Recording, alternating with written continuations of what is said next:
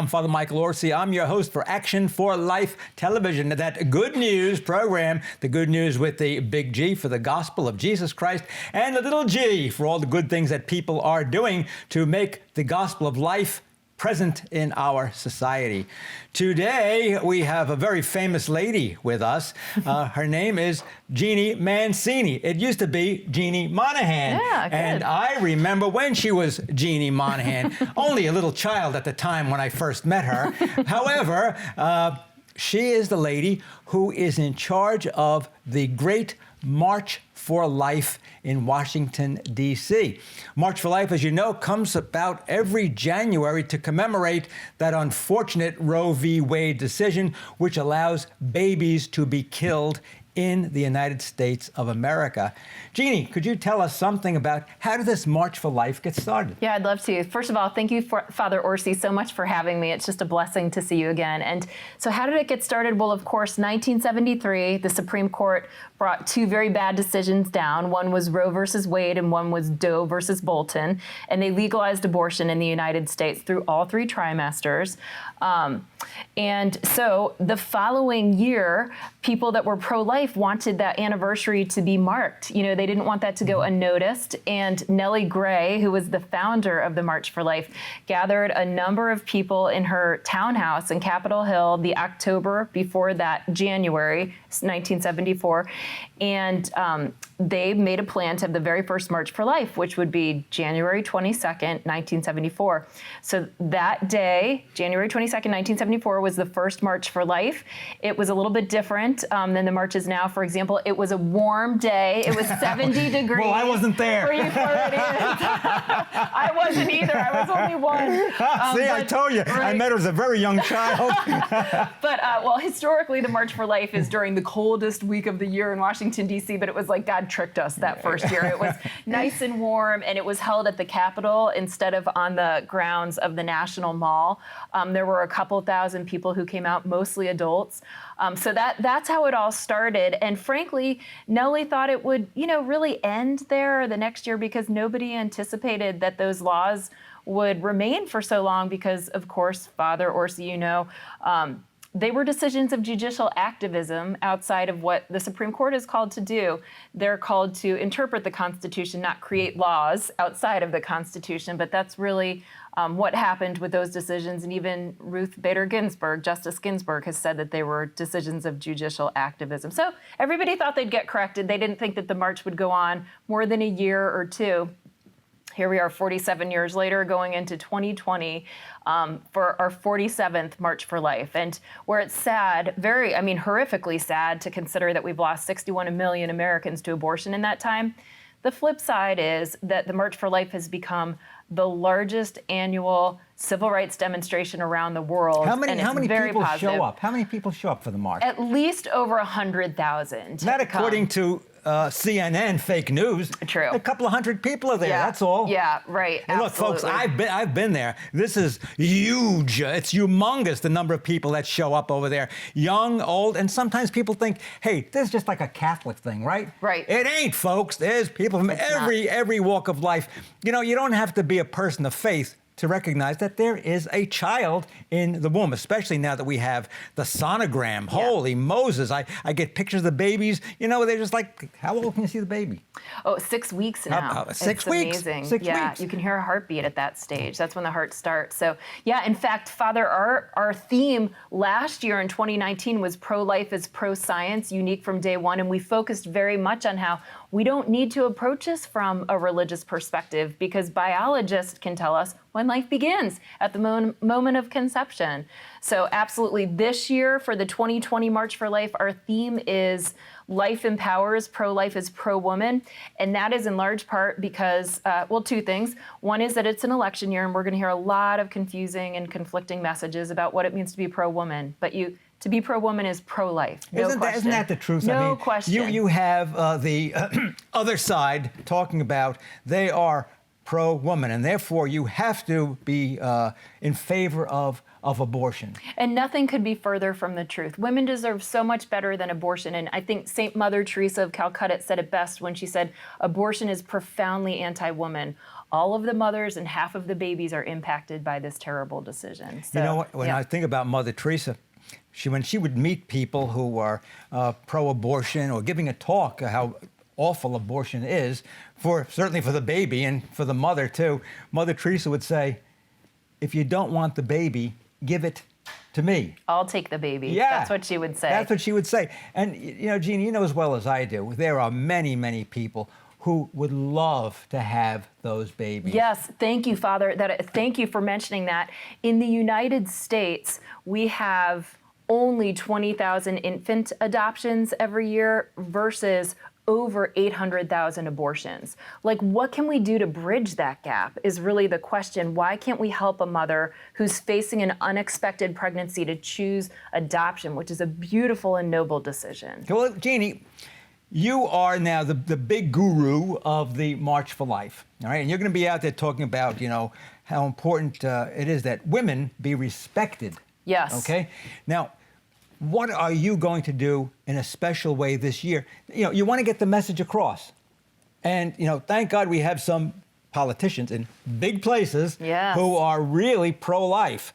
So could you tell us what are your plans to get the message out there? Yeah, so I mentioned our theme is life empowers, pro-life is pro-woman. And part of that is because it's the 100th anniversary of a woman's right to vote, the 19th Amendment this year, 2020. So we are going to do things like highlight different suffragists. By the way, all of the suffragists were pro-life. Elizabeth Cady Stanton, Susan B. Anthony, they all knew that to be pro-woman was to be pro-life, to respect life in the womb. So we're going to highlight a lot of those stories and early civil rights activists. We're going to showcase a lot of amazing pro-women at the March for Life, pro-life and pro-women activists at the March for Life itself. And we'll continue to just counter the confusing and conflicting messages about what it means to be pro-woman all year long with the truth and the attractiveness of the inherent dignity of women. Okay, well now, this is, folks, this is just between us. You've had some interest from the White House. We have. And I cannot say enough good things about how this administration has supported the pro-life issues and specifically the March for Life. I mean, before President Trump won in November of 2016, we'd already been in touch with his vice presidential candidate at that point, asking him to speak at the March for Life. And we were delighted and blown away when less than a week after their inauguration, the Vice President of the United States, for the first time ever in the history of the March for Life, came and spoke at the March for Life. Wow. And it wasn't his first time. It was like his 10th or 11th time coming. But it's so important to him, and he reminds us that every time, you know, we see him. So the White House has been actively involved every single March for Life since 2017, more than ever before. I mean, prior to that time, the highest level official that we'd ever had come in person was a White House Domestic Policy Council staffer, essentially. So it's really beautiful to see how courageously this administration leads into it. What about the president? Hasn't he addressed the march? In 2018, the president wanted to be involved. And so from the Rose Garden, which I found symbolically very, very meaningful, because the logo of the March for Life has always been the rose, which is reflective of life. So from the Rose Garden, which is less than a mile away from where the marchers were, the president addressed the marchers via satellite, and he could hear us chanting, you know, less than a mile away.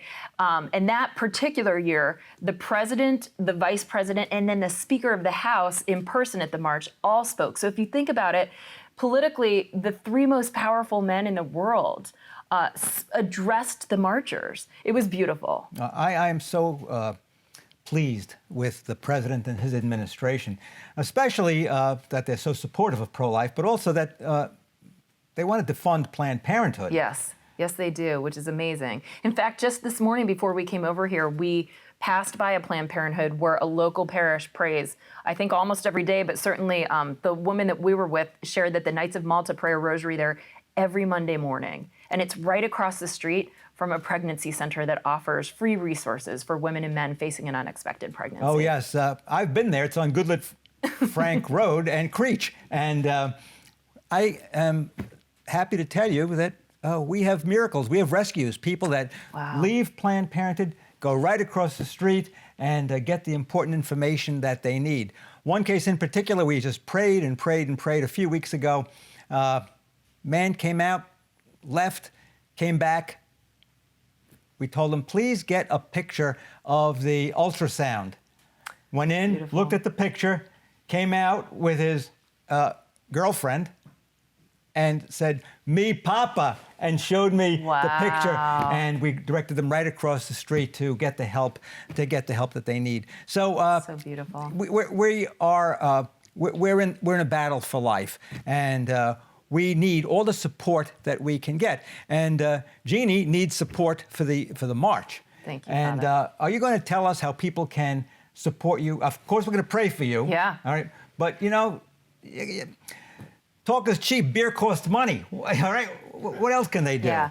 Honestly, the March for Life in many ways has operated on a wing and a prayer for many years, and we're now moving in a direction that's a little bit more strategic in terms of development, and thanks be to God for that.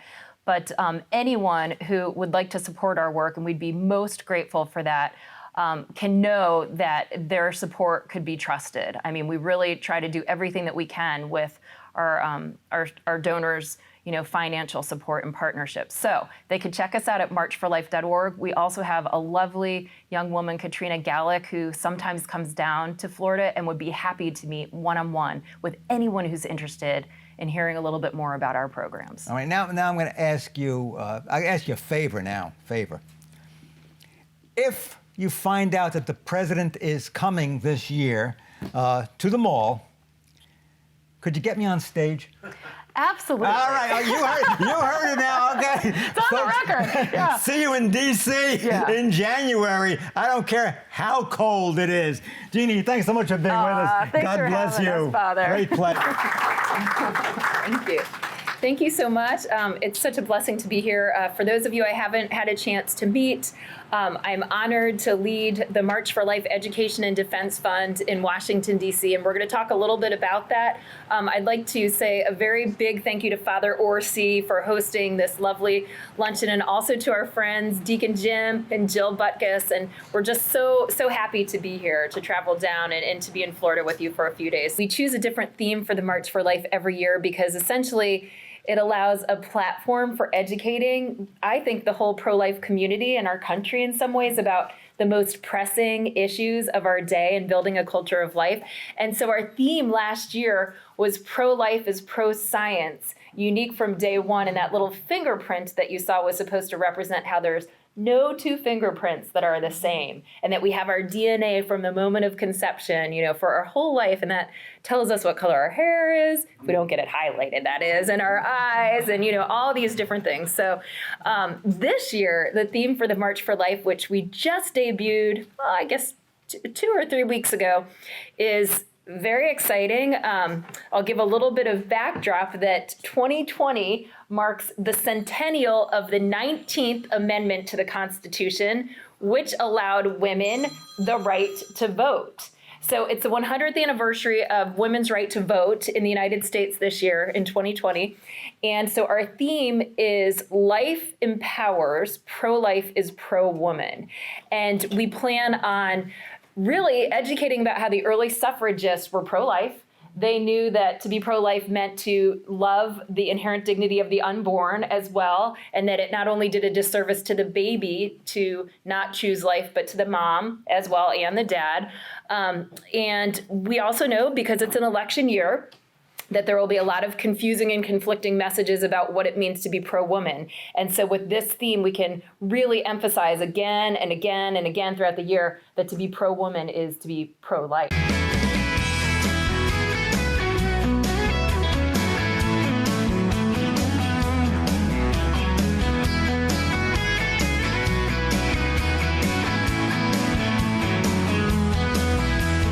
In my life, long as I remember, now they're even missing from December. God's gone missing, Jesus too. Does that even bother you? God's gone missing, Jesus too. Looks like the minority rules, and the Christian world looks mighty weak. No fight at all, just turn the cheek. Time to stand and be much bolder. Time to move on Christian soldiers. God's gone missing, Jesus too. What on earth are you going to do? Oh my God.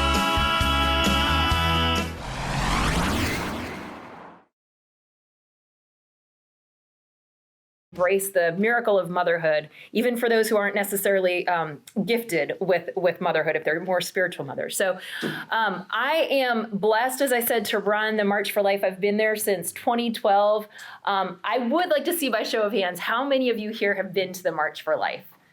Oh my goodness, great. Okay, wonderful. Well, consider yourself invited again, personally invited. And for those of you who haven't been, consider yourself especially personally invited, because the March for Life is a life-changing experience to go and to be part of it. It's like to be there, and I think especially to see the witness of the young people in hordes. I mean, it's like en masse. There are literally over 100,000 participants in the March for Life each year, and they are largely under the age of 25. And if you're ever feeling a little bit sad or that things might be a little bit dark in our culture, the March for Life just buoys our spirits, and you feel so confident that we can pass the baton to the youth who call themselves the pro-life generation.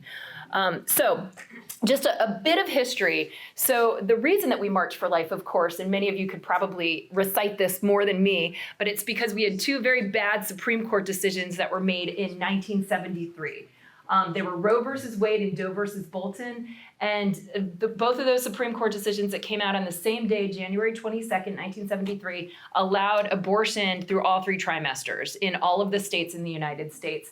And they were very much considered decisions of what we say judicial activism. In other words, outside of the parameters of what the Supreme Court is called to do, which is to interpret the Constitution, not to legislate from the bench. And even Justice Ruth Bader Ginsburg has admitted that they were decisions of judicial activism. And so these bad decisions came out in the following fall, seeing that sadly probably a full year was going to go and these decisions were not going to be corrected. A number of people gathered in the townhouse of Nellie Gray, who's the founder or the foundress of the March for Life. She lived in Capitol Hill. She was single. She was an attorney. She worked for the government. She was really an it girl in so many ways. I mean, Nellie had this feisty personality and she was amazing. And Nellie retired from her career with the federal government after a little while because she realized that this was going to take up a lot of her time, this fight to end abortion. And never did she anticipate when they began that first march, which was very different for any of you who've been to the March for Life historically. That week, that third week in January, is the coldest and most bitter week of the year with the wind chill. I mean, and so I think I kid around and I say God tricked the first marchers because the very first march was like 70 degrees in Washington, D.C. So they didn't know what they were getting into. But so that very first march happened, and there were about 2,000 people there, primarily adults, many legislators. And, you know, I think they thought maybe a year, maybe 2 years we'll be doing this, and then these decisions that were so horrific will be corrected. They never thought here, 47 years later, that we'd still be having this conversation. Listen, though, on the flip side, I really, really believe that the other side thought that we would get desensitized to this. That the other side thought that, you know, it's going to take a year or two, but they're going to, you know, like so many things, this is going to become normalized. Well, guess what? It hasn't. The human rights abuse of today is abortion. And the March for Life is the single largest annual human rights demonstration worldwide. And like I said, we are so proud that we are primarily young people. And I find this very beautiful as well. We're truly organic. And what I mean by that, I'll explain, is not so much of the food we eat, but we don't, you know, bus people in. We don't pay for anyone to come. We don't have like the funding of Planned Parenthood on our side or the funding of the federal government. We don't take any funds from the federal government. Not that they give them to us, but that's not what, no. This is truly an organic march that attracts people because of the issue. And our goal is in 10, 15 years to have all of the states have these state capital marches. And we helped support her quite a bit, and we'll be 3 staff in that division and just in the next month or so, thanks be to God. So, and we need it. I mean, it's just growing like crazy, which is exciting. We have a lovely young lady with us today. Her name is Erica. And I met Erica on the sidewalk outside of Planned Parenthood. She comes almost every week to pray against abortion. Erica, could you tell us why you come out to Planned Parenthood? It's just something very important for me. I was given up for adoption when I was a baby. And throughout my whole life, knowing that my biological mom chose life for me, it's just very important in my heart to pray for the babies that maybe aren't given that option. And it's something I like to do, and maybe we could change one girl's mind along the way. You know, you're out there on the sidewalk, you're praying, you're holding up signs sometimes, choose life, whatever the case may be. What's your experience out there? You know, what do people say to you? What do the cars do as they pass by? I think some people, aren't so happy we're out there. They're doing a lot of provocative things. But I mean, a lot of people, they honk, they wave, they, wave their hands out. They say, yeah, pro-life. And, and then some people even driving in stop and maybe listen a couple seconds to hear what we want to say or take a little pamphlet we hand them. And other people just go right in real quick. So it depends on the person, but some people are pretty receptive to what we're doing. What about, people your age, your friends? Do you ever talk to them about what you do and what you believe? I do. No, I know maybe one or two people that agree with me. It's a huge majority of young people nowadays are just so focused on, this is a woman's choice to do what she wants, and who cares what anyone else says? She's going to make horrible decisions against an innocent child. And they really don't listen. They don't really receive it very well, but some people do agree. Okay, now how do you approach them? What do you say? You're talking to them, you're having a conversation, and you're saying, hey, look, I'm pro-life. I go out and I pray in front of Planned Parenthood, and I think abortion is wrong.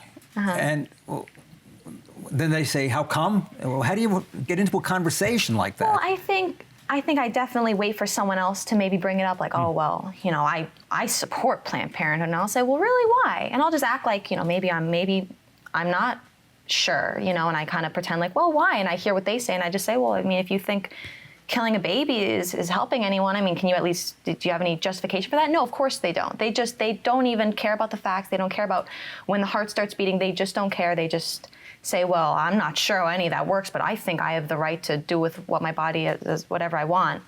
And, I try to explain that the baby's heart starts beating at,